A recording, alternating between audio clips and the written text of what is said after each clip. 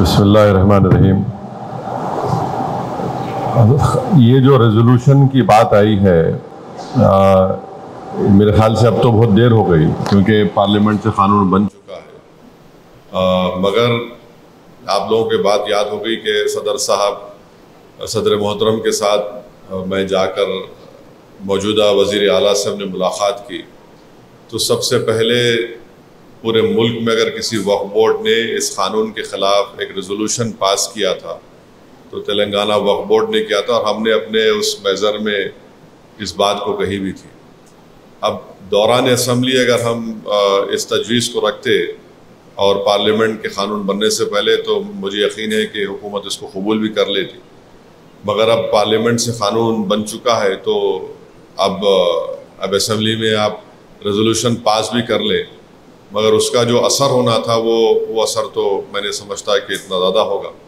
मगर अब अगर मानसून सेशन होगा तो हम इसको बात को हुकूमत के सामने रखकर हमारे MLAs इस बात का इसरार करेंगे कि कर्नाटका और तमिलनाडु की नहज पर आप भी इस रेजोल्यूशन पास करिए। मगर एक पार्लियामेंट में कानून बन चुका है, इसका हमको ख़ास लिहाज रखना पड़ेगा।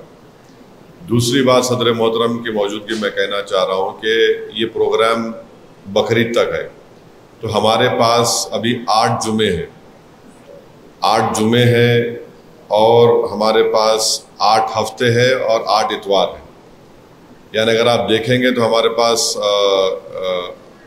16 और 24 ऐसे अहम दिन हैं जहाँ पर हम तय कर लें कि कैसा किस तरीके से हम एहतजाज करेंगे, जलसा करेंगे या ह्यूमन चेन बनाएंगे, जो भी है। तो इसको सामने रखकर आप इसका ख्याल रखिए।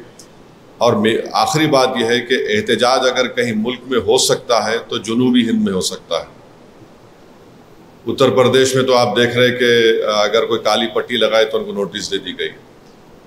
फिर बिहार में हम कर सकते हैं, और मेरे ख्याल से सबसे ज़्यादा मौसर एहतजाज हमको करना है आंध्र प्रदेश में, क्योंकि तेलुगु देशम वहाँ पर इस बिल की तायद की।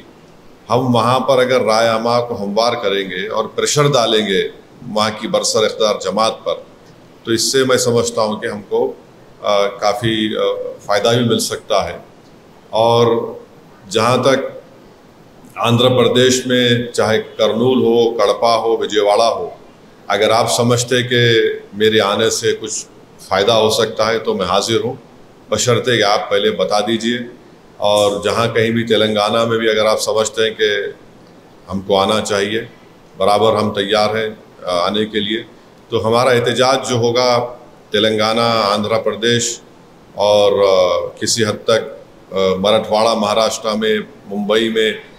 मगर अगर हम शुमाल में जाएंगे तो शुमाल में, उत्तर प्रदेश में तो हालात आप देख रहे हैं, हुकूमत वहाँ पर देगी नहीं देगी परमिशन नहीं मालूम। तो इस बात का ख्याल रखिए कि बकरीद तक हमारे पास 8 जुमे हैं, 8 हफ्ते हैं और 8 इतवार है। तो आप उस लिहाज से अगर अपना प्रोग्राम मुरतब करें, और बेहतरीन तजवीज़ यह है कि एक व्हाट्सएप ग्रुप बना दिया जाए और सदर मोहतरम या तो हमारे उमर आबिदीन साहब को या रशादी साहब को एक कन्वीनर बनाकर, ताकि वो कोऑर्डिनेट कर सके इन तमाम जो लोग आए हैं। इससे हम लोग इंशाल्लाह आगे बढ़ सकते हैं। शुक्रिया।